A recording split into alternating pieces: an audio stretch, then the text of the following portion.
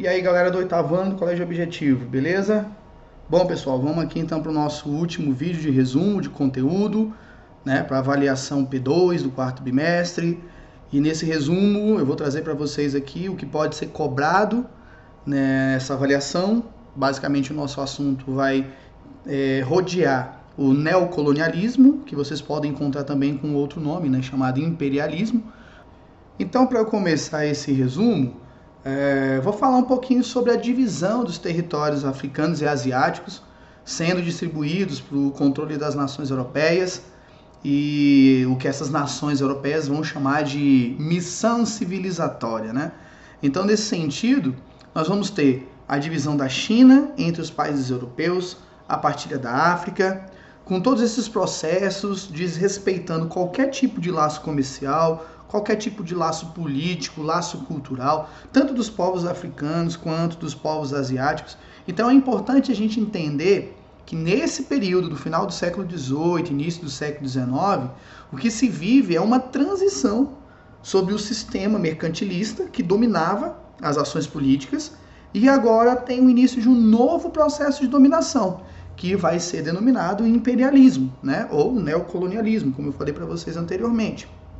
Então essa nova forma de dominação, ela surge justamente porque vários países do mundo, como por exemplo a América Latina, ela passou por ondas e processos de independência. Então a dominação que se tinha anteriormente através do colonialismo, ela não se enquadrava mais para essa nova realidade, tá? Então, por exemplo, a América Latina, ela passou para a influência dos Estados Unidos da América e não mais por conta de Portugal ou Espanha. Então, essas nações europeias, tão dominantes durante esse período, elas vão buscar uma nova forma de dominar os outros países e que agora já não vão atender mais esses anseios mercantilistas. Então, dessa forma, essas nações europeias, elas vão buscar fonte de energia, fonte de matéria-prima, vão buscar explorações científicas nos novos territórios. E essa expansão que vai acontecer durante o século XIX, ela atinge a Ásia através do Oceano Pacífico, que era um oceano pouco navegado, pouco explorado até esse momento, e fazendo também com que esse continente africano, que né, tanto o continente asiático quanto o continente africano, o que é uma vontade, um desejo de domínio político e comercial desses territórios.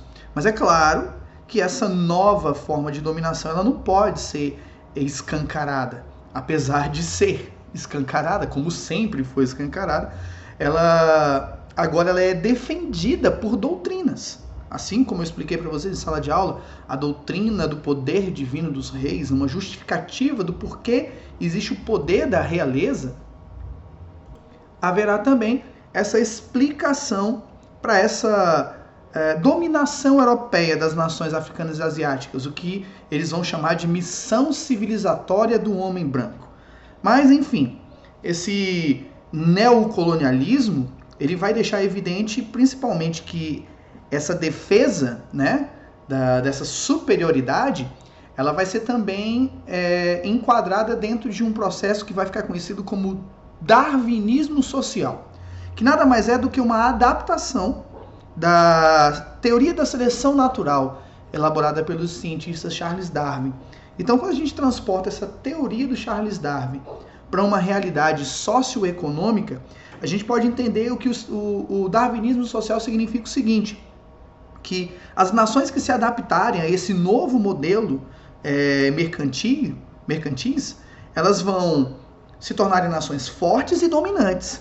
Já as nações que não se adaptarem a esse novo modelo, restarão a elas apenas serem dominadas e controladas por nações superiores.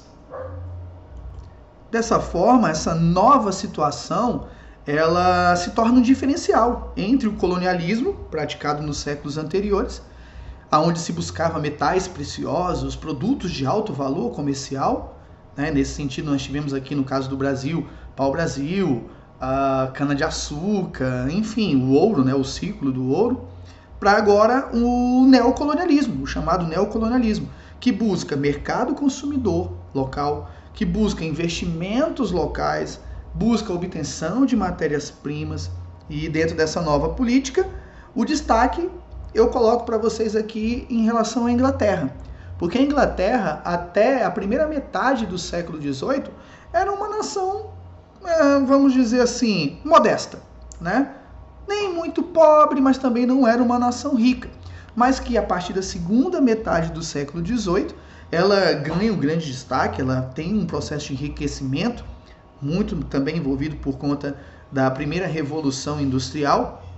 Mas o que vale destacar da Inglaterra é a presença, a ação da Rainha Vitória durante o século XIX, que tem um dos reinados mais longos, né? Era o reinado mais longo, até a Rainha Elizabeth agora ter superado esse período de reinado da Rainha Vitória. Mas a importância da Rainha Vitória é porque ela não obteve todos esses ganhos e desenvolvimento da Inglaterra. Ela manteve esse desenvolvimento. Esse foi o diferencial que a Rainha Vitória conseguiu trazer para a Inglaterra. Ela manteve a prosperidade econômica, ela manteve a estabilidade política da Inglaterra, mas é claro que estabilidade política e estabilidade econômica nem sempre vem acompanhado de mudanças sociais. Então, nesse sentido, o que aconteceu na Inglaterra também foi uma grande desigualdade social. E só para a gente finalizar, porque ele é um resumo bem curto, né, do nosso conteúdo, vocês vão aprofundar bastante no nono ano, então eu não vou entrar com muitos detalhes não, porque justamente o que eu vou falar agora vai ditar alguns rumos durante o século XX, que é justamente a participação do Japão nesse processo de neocolonialismo.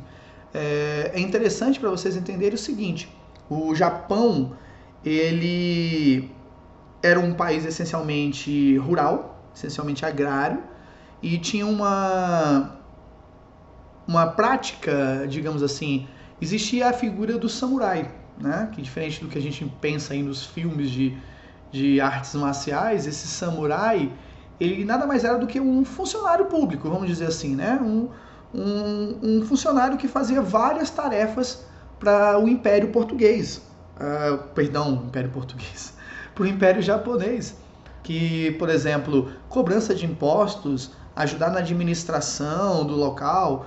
Então tudo isso era feito pelos samurais. Só que com o passar do tempo, esses samurais passaram a ser muito mais atuantes na defesa do imperador. E isso eu falando fisicamente, né? E o que aconteceu com o Japão nesse decorrer do século XVIII é que houve um desenvolvimento industrial e uma substituição dos samurais e um fortalecimento do exército japonês. E essas mudanças que aconteceram com o Japão, elas só aconteceram graças à contribuição dos Estados Unidos. Por que eu chamei a atenção sobre isso? Porque no decorrer do século XX, Estados Unidos e Japão estarão de lados opostos, né? Até comentei com vocês em sala de aula. Parece estranho, mas sim, esse desenvolvimento do Japão aconteceu graças aos Estados Unidos, e durante o século XIX o Japão atacou os Estados Unidos, forçando a entrada dos Estados Unidos na Segunda Guerra Mundial, e, né, aí tem bomba de Hiroshima, Nagasaki, enfim. São contextos assim completamente antagônicos, em que a gente imagina que houvesse uma parceria entre eles, e existia essa parceria até meados do século XVIII, mas que simplesmente é esquecida, meados do século XVIII, século XIX, e que é simplesmente esquecida durante o século XX, nos conflitos da Segunda Guerra Mundial. Bom, pessoal, mas como eu falei para vocês, vocês vão aprofundar isso no nono ano. Então, eu só queria que vocês entendessem isso, que houve esse avanço sim do Japão, mas com participação e contribuição dos Estados Unidos. Então, eu queria desejar para vocês aqui, já nesse final, que esse vídeo realmente possa ajudar vocês para realizar uma boa avaliação, uma boa prova. Desejando para vocês um excelente final de ano, muita saúde, muita paz, que a gente possa, e mantenha esse desejo, que a gente possa se reencontrar no ano que vem, se Deus quiser, aí mesmo no Colégio Objetivo, no nosso nono ano, e que eu possa ser o professor de vocês e conduzir vocês aí para esse conteúdo de história do nono ano, beleza? Um abraço para todos, tchau, tchau e até a próxima!